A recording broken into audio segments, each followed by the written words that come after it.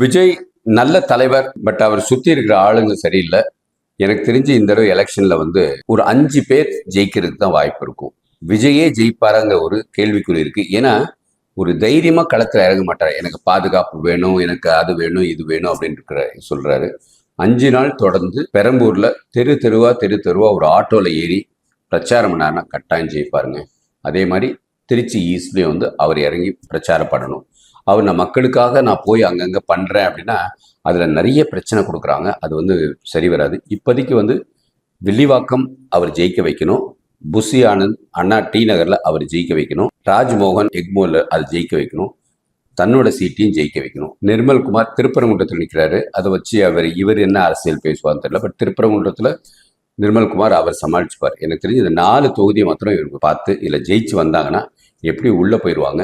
உள்ளே எம்எல்ஏ ஆயிட்டாங்கன்னா அடுத்த கட்சி வழக்கத்தில் கொஞ்சம் கவனம் செலுத்தலாம்னு நினைக்கிறேன். ஆனால் இப்போ இருக்கிற நிலவரம் கொஞ்சம் அவர் சரிவில் தான் இருக்கிறாரு. இன்னும் அவரோட சொத்து விளம்பரம், சொத்து பட்டியல், அது இதுன்னு போட்டு குழப்பிக்கிட்டு அவரோட உண்மையான அரசியல் மக்களாட்சி உள்ள இது ஒன்றும் செய்யாமல் தான் இருக்கிறாங்க. பரவாயில்ல, ஒரு 200-300 கோடி இந்த எலெக்ஷனில் அவர் கை விட்டுருப்பாரு. பட் 200-300 கோடிக்கு ஒரு 4 எம்எல்ஏ அது ஜெயிச்சு உள்ளே போனாங்கன்னா அது ஒரு மாபெரும் வெற்றி.